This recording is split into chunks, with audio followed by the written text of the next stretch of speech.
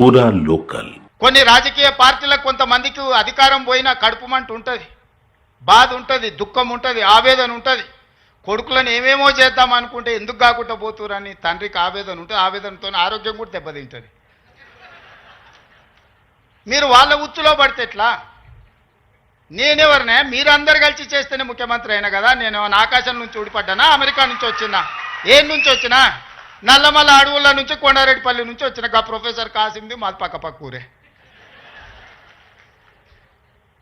మీ ఊరు నుంచి, మీ దగ్గర నుంచి గవర్నమెంట్ స్కూల్లో చదివి మీతో పాటు 20 ఏళ్ళు ఉండి జడ్పీటీసీగా, ఎమ్మెల్సీగా, ఎమ్మెల్యేగా, ఎంపీగా 20 సంవత్సరాలు మీతో పాటు ఉండి, మీతో పాటు పెరిగి, మీతో పాటు మీరు ఆశీర్వదిస్తేనే ఈరోజు తెలంగాణ రాష్ట్రానికి ముఖ్యమంత్రి అయినా.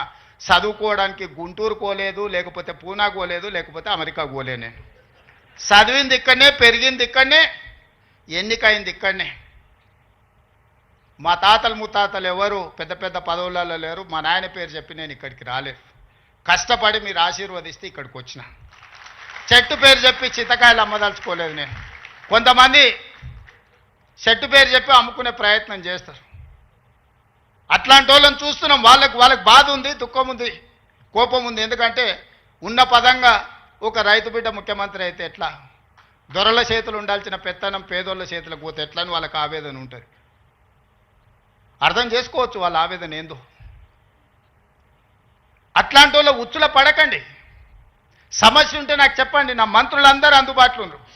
మీ మంత్రి లక్ష్మణ్ ఎవరే? మీ మధ్యలో ఉండేటోడే కదా. పొన్నం ప్రభాకర్ ఎవరే? విద్యార్థి రాజకీయాల నుంచి వచ్చినోడే కదా.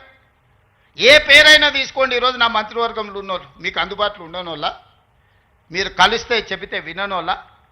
ఇవాళ ప్రొఫెసర్ కోదండరామ్ గారిని ఎమ్మెల్సీగా చేసినాం. ఎందుకు? మీ సమస్యలు విని చట్టసభలలో ప్రస్తావిస్తాడని. కుట్ర చేసి సుప్రీంకోర్టుకి వెళ్ళి కొట్టేపించారు. నేను మళ్ళీ చెప్తున్నా, సార్ 15 రోజులు మళ్ళీ ఎమ్మెల్సీకి పంపుతాం. ఎవడడ్డం వస్తాడో చూద్దాం. ఎందుకంటే ప్రజాస్వామికంగా ప్రజల సమస్యల్ని ప్రస్తావించే వాళ్ళు చట్టసభలో ఉండాలనేది నా ఆలోచన. అలాంటి వాళ్ళను పంపించినప్పుడు వాళ్ళకు కూడా పదవి ఉండొద్దని సుప్రీంకోర్టు వరకు పోయి కోట్ల రూపాయలు పెట్టి పెద్ద పెద్ద న్యాయవాదులను తీసుకొచ్చి ప్రొఫెసర్ కోదండరామ్ సార్ని ఎమ్మెల్సీగా తొలగించారు. ఏం పైశాచికానందం ఇది? ఏం శునకానందం? సార్ ఒక్కడు ప్రొఫెసర్గా ఉంటే తప్ప, ప్రొఫెసర్ గారు ఎమ్మెల్సీగా ఉంటే తప్ప? మీ ఇంటిల్లి పాదు మంత్రులు ఉండొచ్చు, ముఖ్యమంత్రి ఉండొచ్చు, ఎమ్మెల్సీలు ఉండొచ్చు, ఎంపీలు ఉండొచ్చు, అన్నీ మీ కుటుంబం ఉండొచ్చు. కానీ పొలిటికల్ చేసి చైర్పర్సన్గా పనిచేసిన కోదండరామ్ గారు ఒక ఎమ్మెల్సీ ఉంటే మీ దుఃఖమేందని అడుగుతున్నా. నా మీద తీటు ఉందంటే నేను అర్థం చేసుకుంటా. ఆ సార్ ఏందే పాపం, ఇంటి తలుపులు వలగొట్టినా ఏమనలే సారు. నేనైతే చెంపలు వలగొడుతుంటే. ఆయనను కూడా ఉండొద్దు ఎమ్మెల్సీగా అంటే ఎట్లాంటి ఆలోచనలతో ఉన్నారో ఒకసారి ఆలోచన చేయండి. నేను కాకుండా ఇంకెవరని ఉంటే కుమార్ గారు వైస్ ఛాన్సలర్ అవుతుండేనా? మీరు చెప్పండి, మీరు ఆలోచన చేయండి. జానయ్య గారు అక్కడ అవుతుండేనా వైస్ ఛాన్సలరు? ఈ సామాజిక చైతన్యం ఆనాడు దయాకర్ ఉద్యమంలో యాక్టివ్గా ఉన్నాడు కదా.